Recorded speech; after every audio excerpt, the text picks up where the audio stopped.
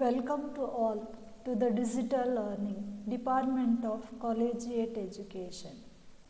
Dear students, in this session I am going to cover the topic formation of a public company limited.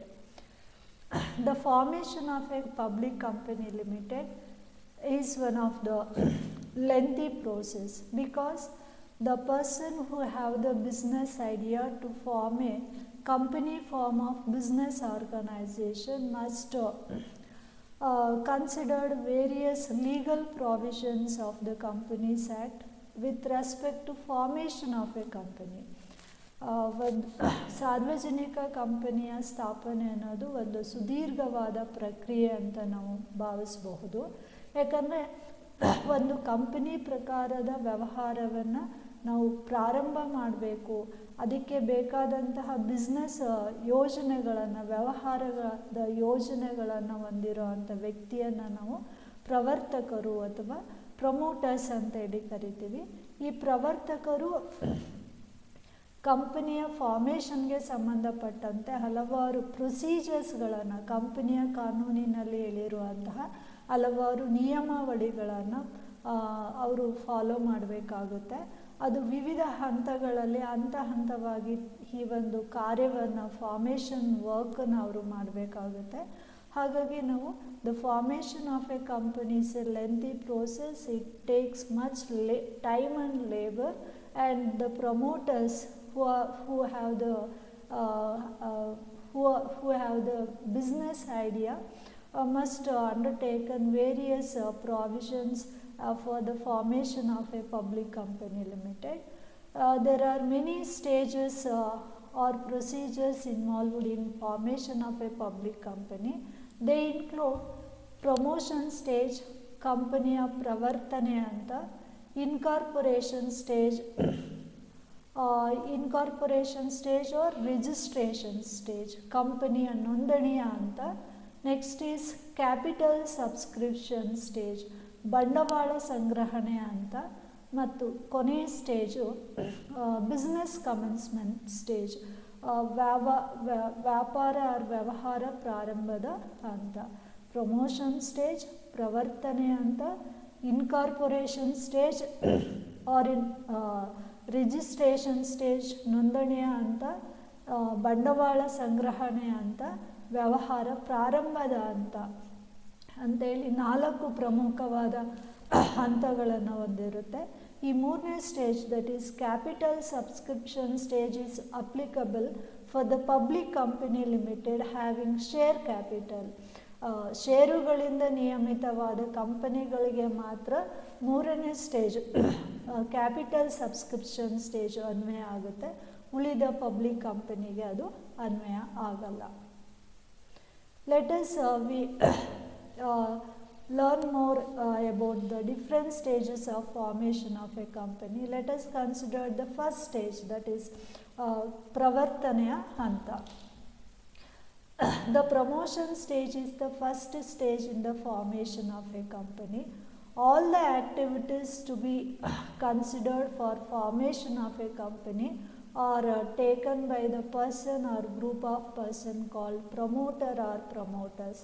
ಪ್ರವರ್ತನೆ ಅಂತ ಕಂಪನಿಯ ಸ್ಥಾಪನೆಯ ಪ್ರಥಮ ಹಂತ ಆಗಿದೆ ಅಥವಾ ಮೊದಲನೇ ಪ್ರಕ್ರಿಯೆ ಆಗಿದೆ. ಈ ಒಂದು ಹಂತದಲ್ಲಿ ಮಾಡಬೇಕಾದ ಎಲ್ಲ ಕಾರ್ಯಗಳನ್ನು ಕೆಲಸಗಳನ್ನು ಬಿಸ್ನೆಸ್ ಸ್ಥಾಪನೆಯ ಯೋಜನೆಯನ್ನು ಹೊಂದಿರೋ ಅಂತಹ ಪ್ರವರ್ತಕರು ಅಥವಾ ಪ್ರವರ್ತಕ ನಿರ್ವಹಿಸ್ಕೊಂಡು ಮಾಡ್ತಾ ಹೋಗ್ತಾನೆ. It is the first stage in formation of a public company. All the activities or work relating to the formation of a company are carried on by the promoters who conceive the business idea, and there are many steps are included in the promotion stage. They are discovery of business opportunities, ವ್ಯವಹಾರದ ಅವಕಾಶಗಳನ್ನು ಶೋಧಿಸುವುದು. In this step the promoters must search for the various business opportunities available within their interested area. ಪ್ರವರ್ತಕರು ಯಾವ ರೀತಿಯ ಬಿಸ್ನೆಸ್ಸನ್ನು ನಾವು ಮಾಡಬೇಕು ಅಂತ ಅಂದ್ಕೊಂಡಿರ್ತಾರೆ, ಒಂದು framework ಇಟ್ಕೊಂಡಿರ್ತಾರೆ. ವಿತಿನ್ ದಟ್ ಫ್ರೇಮ್ವರ್ಕು ಏನೇನು ಆಪರ್ಚುನಿಟೀಸ್ ಇದೆ, ಯಾವ್ಯಾವ ರೀತಿಯಲ್ಲಿ ನಾವು ಬಿಸ್ನೆಸ್ಸನ್ನು ಮಾಡಬಹುದು ಅಂತ ಹೇಳ್ಬಿಟ್ಟು the list of business opportunities, the availability of business opportunity, ಅವಕಾಶ ಇರೋ ಮ್ಯಾಕ್ಸಿಮಮ್ ಎಲ್ಲ ಆಪರ್ಚುನಿಟೀಸ್ನ ಅವರು ಫಸ್ಟ್ ಸರ್ಚ್ ಮಾಡಿ ಪಟ್ಟಿ ಮಾಡ್ಕೊಳ್ಬೇಕಾಗುತ್ತೆ. The promoters must discover the various business opportunities available to them which are comes under their framework of the interested area. ಅವ್ರಿಗೆ ಯಾವ area ಆಸಕ್ತಿ ಇದೆ, ಆ ಒಂದು ಆಸಕ್ತಿ ಇರೋವಂಥ ಒಂದು ವ್ಯವಹಾರದೊಳಗಡೆ ಏನೇನು ಅವಕಾಶಗಳಿದೆ ಅಂತೇಳಿ ಸರ್ಚ್ ಮಾಡಬೇಕಾಗುತ್ತೆ. After getting the various business opportunities, after searching of various business opportunities available within their scope of the within their interested area, the next is they must conduct a detailed investigation of business opportunities searched by them. Next ಹಂತದಲ್ಲಿ ಏನೆಲ್ಲ ವ್ಯವಹಾರದ ಅವಕಾಶಗಳನ್ನು ಅವರು ಶೋಧನೆ ಮಾಡಿರ್ತಾರೆ, search ಮಾಡಿರ್ತಾರೆ, ಆ ಎಲ್ಲ ಅವಕಾಶಗಳನ್ನು ಅವರು ಇನ್ ಡೀಟೇಲ್ ಆಗಿ ಸುವಿವರವಾಗಿ ಅವರು ವಿಶ್ಲೇಷಣೆ ಮಾಡಬೇಕಾಗುತ್ತೆ, ಇನ್ವೆಸ್ಟಿಗೇಷನ್ ತಪಾಸಣೆಯನ್ನು ಮಾಡಬೇಕಾಗುತ್ತೆ. ಹಾಗಂತ ಹೇಳಿದ್ರೆ they should analyse the pros and cons or merits and demerits of each and every business opportunities they searched. ಈಗಾಗಲೇ ಅವ್ರು ಏನೆಲ್ಲ ವ್ಯವಹಾರದ ಅವಕಾಶಗಳನ್ನು ಸರ್ಚ್ ಮಾಡಿರ್ತಾರೆ, ಅವುಗಳಿಂದ ಬರೋ ಲಾಭ ಎಷ್ಟು, ನಷ್ಟ ಎಷ್ಟು, ಅದರಿಂದ ಅವ್ರಿಗೆ ಆಗೋಂಥ ಪ್ರಯೋಜನಗಳಾಗುವು, ಬಂಡವಾಳ ಎಷ್ಟು ಬೇಕು, ಈ ರೀತಿಯಾಗಿ ಪರ್ಸೆಂಟೇಜ್ ಆಫ್ ಪ್ರಾಫಿಟಬಿಲಿಟಿ ಅಥವಾ ರಿಟರ್ನ್ ಎಷ್ಟಿದೆ ಮತ್ತಿತರ ಅಂಶಗಳನ್ನು ಒಳಗೊಂಡಂತೆ ಅವರು ಡೀಟೇಲ್ ಆಗಿ ಆ ಒಂದು ಬಿಸ್ನೆಸ್ ಆಪರ್ಚುನಿಟೀಸ್ನ ವಿಶ್ಲೇಷಣೆ ಮಾಡಬೇಕು. After detailed investigation of the various business opportunities, then they must select the best business opportunity as their proposed business objective. ವಿವಿಧ ರೀತಿಯ ವ್ಯವಹಾರದ ಅವಕಾಶಗಳನ್ನು ಅವರು ತಪಾಸಣೆ ಮಾಡಿ ವಿಶ್ಲೇಷಣೆ ಮಾಡಿದ ನಂತರ ಅವರಿಗೆ ತುಂಬ ಪ್ರಯೋಜನಕಾರಿಯಾದ, ತುಂಬ ಸೂಕ್ತವಾದ ಒಂದು ಬಿಸ್ನೆಸ್ ಆಪರ್ಚುನಿಟೀಸ್ನ ಅವರು ಆಯ್ಕೆ ಮಾಡ್ಕೊಳ್ಬೇಕಾಗುತ್ತೆ. Next they should arrange the various resources required by that business opportunity. After selection of proposed business opportunities, the promoters should make certain arrangement for assembling of resources, namely they should arrange for finance, they should arrange for human resources, they should arrange for any other requirement required by that business opportunity they selected. The next is financing the business project. So at the time of assembling the resources or at the time of selection of business opportunity, they should consult the expert in that area, and after getting their guidance and suggestions, they should select the best opportunities among the various opportunities available. Then they should make the they should assemble resources, and finally they should finance the business project. They should make the capital required by the business project. They must make arrangement for financing of the business project. ಆ ಒಂದು ವ್ಯವಹಾರದ ಯೋಜನೆಗೆ ಅಗತ್ಯವಾಗಿ ಬೇಕಾದಂಥ ಹಣಕಾಸಿನ ಸೌಲಭ್ಯವನ್ನು ಅವರು ಮಾಡೋದಕ್ಕೆ ಪ್ರಯತ್ನ ಪಡಬೇಕಾಗುತ್ತೆ. ಈ ಒಂದು ಹಂತದಲ್ಲಿ ಎಲ್ಲ ಕಾರ್ಯಗಳನ್ನು ಪ್ರಮೋಟರ್ಸನ್ನೇ ನಿರ್ವಹಿಸ್ತಾರೆ. The next stage is called incorporation stage, or it is also called registration stage ಅಂತಲೂ ಕರಿತೀವಿ. The incorporation of a company, public company, will be done through the registration of that company with the registrar of company. ಕಂಪನಿಯ ನೋಂದಣಾಧಿಕಾರಿಗಳ ಬಳಿ ಕಂಪನಿಯನ್ನು ನೋಂದಣಿ ಮಾಡಿಸೋದ್ ಮೂಲಕ company ಸ್ಥಾಪನೆ ಆಗುತ್ತೆ, incorporate ಆಗುತ್ತೆ, ಕಂಪನಿ ಅಧೀನ ಹುಟ್ಟುತ್ತೆ ಅಂತ ಹೇಳ್ಬೋದು. For this purpose, the promoters of the company must submit an application for incorporation of a company with the registrar of company. ಈ ನಿಟ್ಟಿನಲ್ಲಿ ಕಂಪನಿಯ ಪ್ರವರ್ತಕರು ಕಂಪನಿಯ ನೋಂದಣಾಧಿಕಾರಿಗಳ ಬಳಿ ಈ ಒಂದು ನೋಂದಣಿಗೆ ಸಂಬಂಧಪಟ್ಟಂತಹ ಅರ್ಜಿಯನ್ನು ಅಗತ್ಯ ದಾಖಲಾತಿಗಳೊಂದಿಗೆ ಮತ್ತು ನಿರ್ದಿಷ್ಟಪಡಿಸಿದ ನೋಂದಣಿ ಶುಲ್ಕದೊಂದಿಗೆ ಅವರು ಅದನ್ನು ಸಬ್ಮಿಟ್ ಮಾಡಬೇಕಾಗುತ್ತೆ. ಅವರ ಒಂದು ರಿಜಿಸ್ಟರ್ಡ್ ಆಫೀಸನ್ನು ಸೇರಿಸಿ ಅಲ್ಲಿ ಸಬ್ಮಿಟ್ ಮಾಡಬೇಕಾಗುತ್ತೆ. ಎಲ್ಲಿ ಸಬ್ಮಿಟ್ ಮಾಡಬೇಕು ಅಂತ ಹೇಳಿದ್ರೆ, they should submit that application for incorporation with the registrar of companies of the state in which the registered office of the proposed company will be situated. ಅವರು ಯಾವ ಒಂದು ಉದ್ದೇಶಿತ ಕಂಪನಿಯನ್ನು, ಉದ್ದೇಶಿತ ಯೋಜನೆಯನ್ನು ಯಾವ ಸ್ಟೇಟಲ್ಲಿ ಅವರು ಪ್ರಾರಂಭಿಸಬೇಕು ಅಂತ ಇದ್ದಾರೆ, ಆ ಒಂದು ರಾಜ್ಯದ ಕಂಪನಿಯ ನೋಂದಣಾಧಿಕಾರಿಗಳಿಗೆ ಅವರು ಅರ್ಜಿಯನ್ನು ಕೊಡಬೇಕಾಗುತ್ತೆ. ಈ ಅರ್ಜಿಯೊಂದಿಗೆ ಅವರು ಅಗತ್ಯ ದಾಖಲಾತಿಗಳನ್ನು ಅವರು ಕೊಡಬೇಕಾಗುತ್ತೆ. ಅವುಗಳು ಈ ರೀತಿ ಇದೆ. The first one is memorandum of association. Memorandum of Association is the charter of the company. It includes the objective of the company. The Memorandum of Association must be in written form. They must be duly signed and witnessed by to the signatories to the Memorandum of Association. ಕಂಪನಿಯ ಮನವಿ ಪತ್ರ ಅನ್ನೋದು ನೋಂದಣಿಗೆ ತುಂಬ ಅಗತ್ಯವಾಗಿ ಬೇಕಾದಂತಹ ಒಂದು ದಾಖಲೆ ಆಗಿದೆ. ಈ ಒಂದು ದಾಖಲೆಯು ಲಿಖಿತ ರೂಪದಲ್ಲಿರಬೇಕು ಮತ್ತು ನಂಬರ್ಡ್ ಆಗಿರಬೇಕು, ಅದನ್ನು ಸೈನ್ ಮಾಡಿರಬೇಕು. Subscribers to the memorandum of association must be signed and it also be witnessed.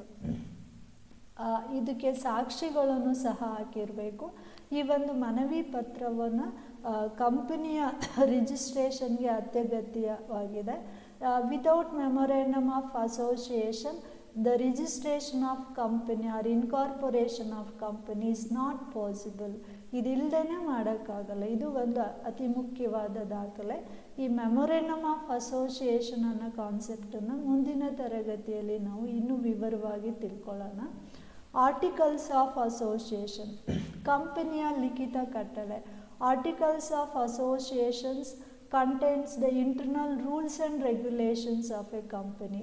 ಒಂದು ಕಂಪನಿಗೆ ಸಂಬಂಧಪಟ್ಟಂತಹ ಆಂತರಿಕ ನೀತಿ ನಿಯಮಾವಳಿಗಳನ್ನು ಒಳಗೊಂಡಂತಹ ಒಂದು ದಾಖಲೆ ಇದು.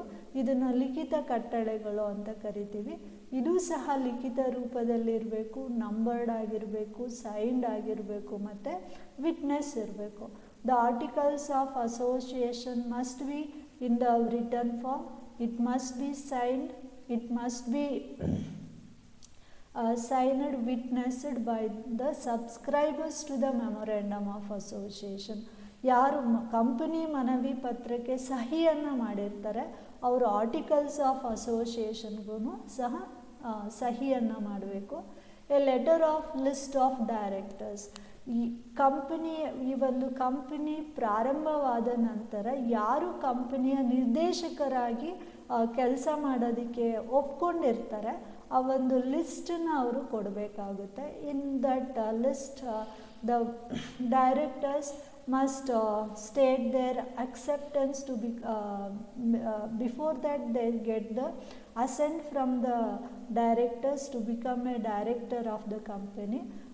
ಹಾಗಾಗಿ ಯಾರು ಡೈರೆಕ್ಟರ್ ಆಗಲಿಕ್ಕೆ ಒಪ್ಪಿಗೆಯನ್ನು ನೀಡಿರ್ತಾರೆ ಅವರ ಹೆಸರನ್ನು ಒಂದು ಪಟ್ಟಿಯನ್ನು ತಯಾರಿಸಿ ಸಲ್ಲಿಸಬೇಕಾಗುತ್ತೆ. And a return consent of the director. ಯಾರ್ಯಾರು ಪಟ್ಟಿಯಲ್ಲಿದ್ದಾರೆ they must give the return consent. ಲಿಖಿತ ರೂಪದ ಒಪ್ಪಿಗೆಯನ್ನು ಅವರು ಕೊಡಬೇಕಾಗುತ್ತೆ. ನನಗೆ ಈ ಒಂದು ಕಂಪನಿಯಲ್ಲಿ ಡೈರೆಕ್ಟರ್ ಆಗಿ ನಿರ್ದೇಶಕನಾಗಿ ಕೆಲಸ ಮಾಡೋದಕ್ಕೆ ನನಗೆ ಅವಕಾಶ ಇದೆ ಮತ್ತು ಅದಕ್ಕೆ ನನಗೆ ಇಚ್ಛೆ ಇದೆ ಅಂತ ಹೇಳ್ಬಿಟ್ಟು ಒಂದು ಕನ್ಸೆಂಟ್ ಲೆಟರನ್ನು ಕೊಟ್ಟಿರ್ತಾರೆ. ಅದನ್ನು ಸಹ ರಿಜಿಸ್ಟ್ರಾರ್ ಅವರ ಬಳಿ ಸಲ್ಲಿಸಬೇಕಾಗುತ್ತೆ. A copy of approval of name of the company. ಕಂಪನಿಯನ್ನು ನಾವು ಸ್ಥಾಪನೆ ಮಾಡಬೇಕಾದ್ರೆ ಅದಕ್ಕೊಂದು ಹೆಸರು ಇರಬೇಕು. ನಮ್ಮ ಕಂಪನಿಗೆ ಯಾವ ಹೆಸರನ್ನು ಇಡಬೇಕು ಅನ್ನೋದು ಸೆಲೆಕ್ಟ್ ಮಾಡ್ಕೊಳ್ಳೋದೇ ಒಂದು ಮುಖ್ಯವಾದ ಕೆಲಸವಾಗುತ್ತೆ. ಈ ಇನ್ಕಾರ್ಪೊರೇಷನ್ಗಿನ್ನ ಮುಂಚೆನೇ ಅಂದರೆ ಪ್ರವರ್ತನೆ ಹಂತದಲ್ಲೇ ಒಂದು ಕಂಪನಿಗೆ ಸೂಕ್ತವಾಗಿದ್ದಂತಹ ನೇಮನ್ನು ಅವರು ಚೂಸ್ ಮಾಡಿಕೊಂಡು ಅದಕ್ಕೆ ಕನ್ಸರ್ನ್ಡ್ ಅಥಾರಿಟಿಯಿಂದ ಅನುಮೋದನೆ ಅಪ್ರೂವಲನ್ನು ಪಡೆದಿರ್ತಾರೆ. ಆ ಒಂದು ಅಪ್ರೂವಲ್ ಪಡೆದ ಕಾಪಿಯನ್ನು ಅವರು ಇಲ್ಲಿ ಹಾಕಬೇಕಾಗುತ್ತೆ. Copy of approval of name of the company must be attached. Statutory declaration, ಶಾಸನಬದ್ಧ ಘೋಷಣೆ ಅಂತೇಳಿ ಕರಿತೀವಿ. Regarding formation or incorporation of the company, usually they must follow the various legal rules. ಕಾನೂನಿನ ನಿಯಮಾವಳಿಗಳನ್ನು ಪ್ರವರ್ತಕರು ಅನುಸರಿಸಬೇಕಾಗುತ್ತೆ. ಈ ನಿಟ್ಟಿನಲ್ಲಿ ನಾವು ಕಂಪನಿಯ ಫಾರ್ಮೇಷನ್ಗೆ ಸಂಬಂಧಪಟ್ಟಂಥ ಎಲ್ಲ ನಿಯಮಾವಳಿಗಳನ್ನು ನಾವು ಸರಿಯಾಗಿ ಮಾಡಿದ್ದೀವಿ ಅಂತ ಅಂದ್ಬಿಟ್ಟು ಒಂದು ಘೋಷಣೆಯನ್ನು ಕಂಪನಿಯ ಡೈರೆಕ್ಟರ್ಸು ಕೊಡಬೇಕಾಗುತ್ತೆ. ಅದನ್ನು ನಾವು ಶಾಸನಬದ್ಧ ಘೋಷಣೆ ಅಥವಾ ಸ್ಟ್ಯಾಟ್ಯುಟರಿ ಡಿಕ್ಲರೇಷನ್ ಅಂತೇಳಿ ಕರಿತೀವಿ. And the registered office of the company usually given at the time of registration. If it is not given then they may give the later. ಸಾಮಾನ್ಯವಾಗಿ ಕಂಪನಿಯ ರಿಜಿಸ್ಟ್ರೇಷನ್ ಹಂತದಲ್ಲಿ ಕಂಪನಿ ಹೆಸರನ್ನು ಕೊಡೋದು ಒಳ್ಳೆಯದು. ಒಂದು ವೇಳೆ ಇನ್ನೂ ಅದು ಡಿಸೈಡ್ ಆಗಿಲ್ಲ ಅಂದರೆ ನೇಮ್ ಆಫ್ ದ ಸ್ಟೇಟನ್ನು ಹಾಕಿದ್ರೆ ಸಾಕಾಗುತ್ತೆ. ನಂತರ ಅವರು ರಿಜಿಸ್ಟರ್ಡ್ ಆಫೀಸ್ ಆಫ್ ದ ಕಂಪನಿಯನ್ನು ರಿಜಿಸ್ಟ್ರಾರ್ ಅವರ ಬಳಿ ಸಲ್ಲಿಸಬೇಕಾಗುತ್ತೆ, ಯಾವ ಅಡ್ರೆಸ್ ವಿಳಾಸದಲ್ಲಿ ಅವರು ಮಾಡ್ತಿದ್ದಾರೆ ಅಂತ. And they also pay the what is that registration fees. ಅವ್ರು ಏನು ಪೇ ಮಾಡಿರ್ತಾರೆ ಅದನ್ನು ಅವರು ಈಸ್ಕೊಂಡು ನಂತರ ಮುಂದಿನ ಸ್ಟೆಪ್ಪನ್ನು ಪರಿಗಣಿಸ್ತಾರೆ. After receive the application along with necessary document. ಅಗತ್ಯ ದಾಖಲಾತಿಗಳೊಂದಿಗೆ ಅವರು ಏನೆಲ್ಲ ದಾಖಲೆಗಳು ಮತ್ತು ಅಪ್ಲಿಕೇಶನ್ಸನ್ನು ಪಡೆದಿರ್ತಾರೆ ಅವುಗಳನ್ನು ಅವ್ರು ಏನು ಮಾಡ್ತಾರೆ, ಸ್ಕ್ರೂಟಿನಿ ಮಾಡ್ತಾರೆ, ಅದನ್ನೆಲ್ಲ ಪರಿಶೀಲನೆ ಮಾಡ್ತಾರೆ. ಮತ್ತು ಅದ್ರ ಜೊತೆಗೆ ಬಂದಂತಹ ವಿವಿಧ ರೀತಿಯ ದಾಖಲಾತಿಗಳನ್ನು ಮತ್ತು ಫೀಸನ್ನು ಚೆಕ್ ಮಾಡಿ if they satisfied the promoters of the company fulfill all the legal provision with this respect. ಇದಕ್ಕೆ ಸಂಬಂಧಪಟ್ಟಂತೆ ಇರೋ ಎಲ್ಲ ಕಾನೂನಿನ ನಿಯಮಾವಳಿಗಳನ್ನು ಫಾಲೋ ಮಾಡಿದ್ದಾರೆ ಅಂದಾಗ they include their name in the registered company list and they will issue the certificate of incorporation ಅಥವಾ certificate of registration ಅನ್ನು ಅವರು ಇಶ್ಯೂ ಮಾಡ್ತಾರೆ. The next is capital subscription stage. Capital subscription stage is the third stage in the formation of a public company limited, and capital subscription stage is applicable only for the public companies having the share capital, public company limited by shares.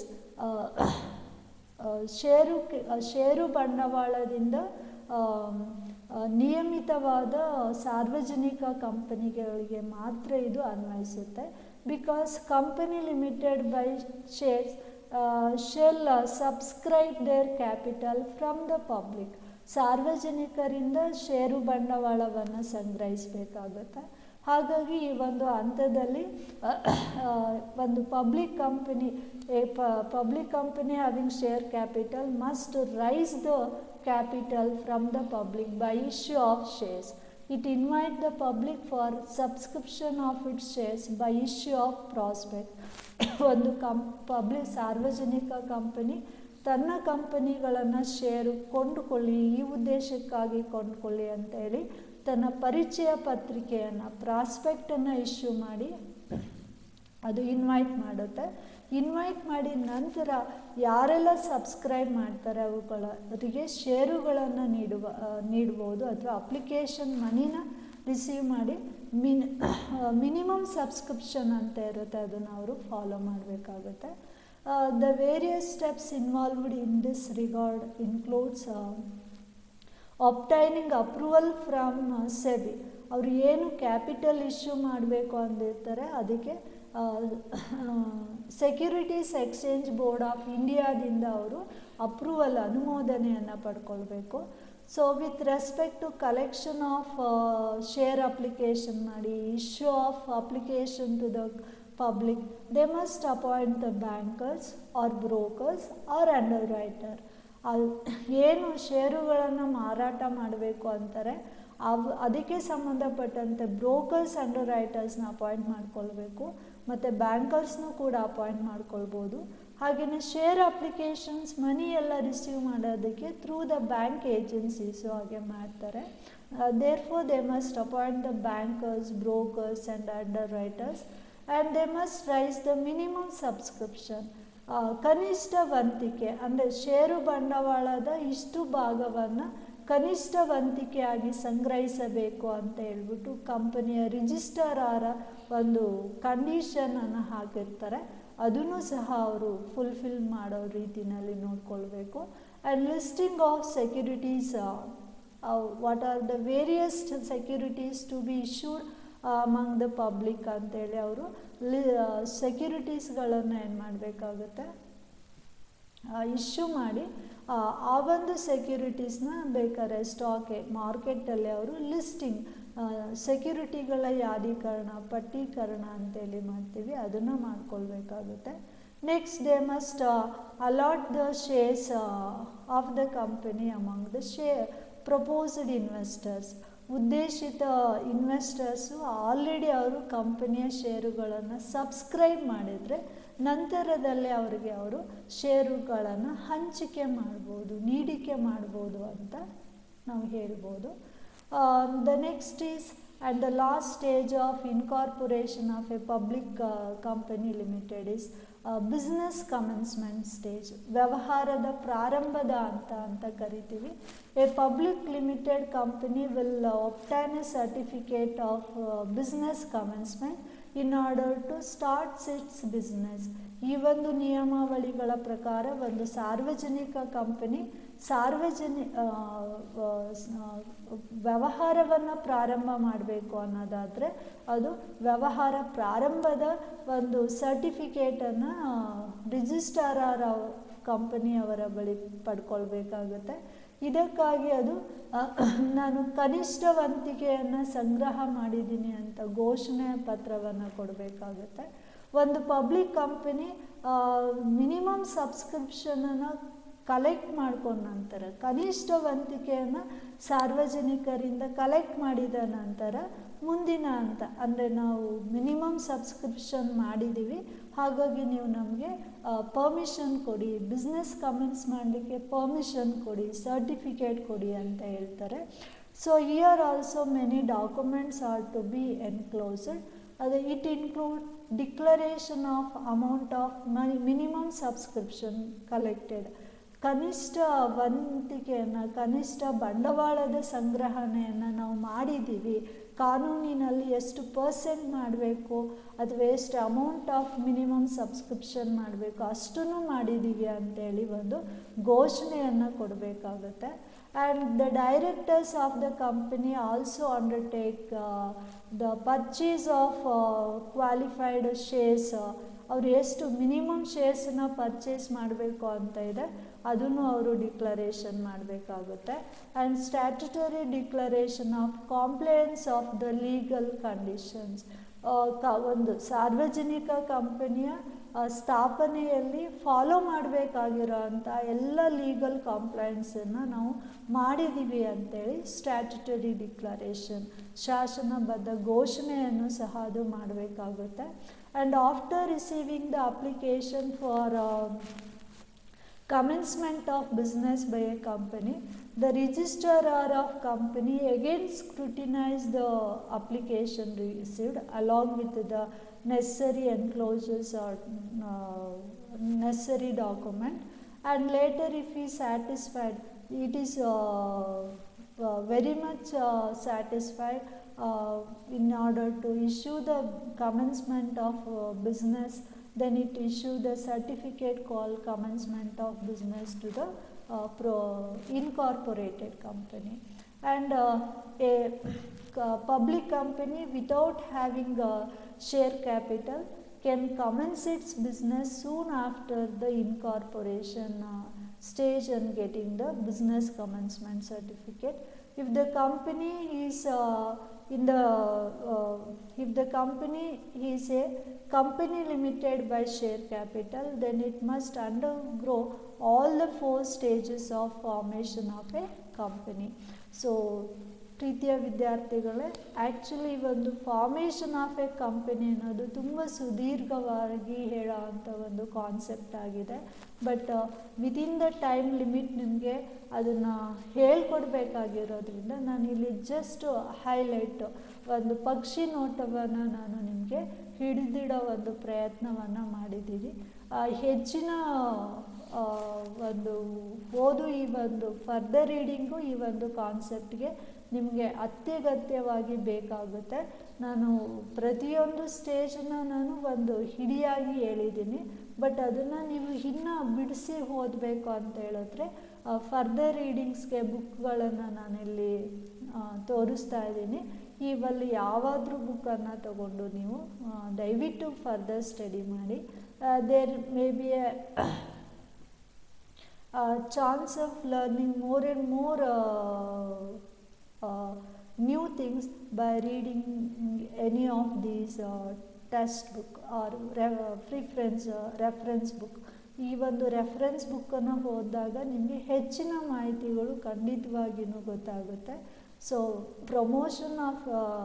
Formation of a public company limited ಅನ್ನೋದು ತುಂಬ important concept. ಹಾಗಾಗಿ ನೀವು ಅದನ್ನು ಮರೀದೇನೆ ನೀಟಾಗಿ ಓದ್ಕೊಳ್ಳಿ, further readings ಮಾಡಿ. Happy learning. Thank you one and all.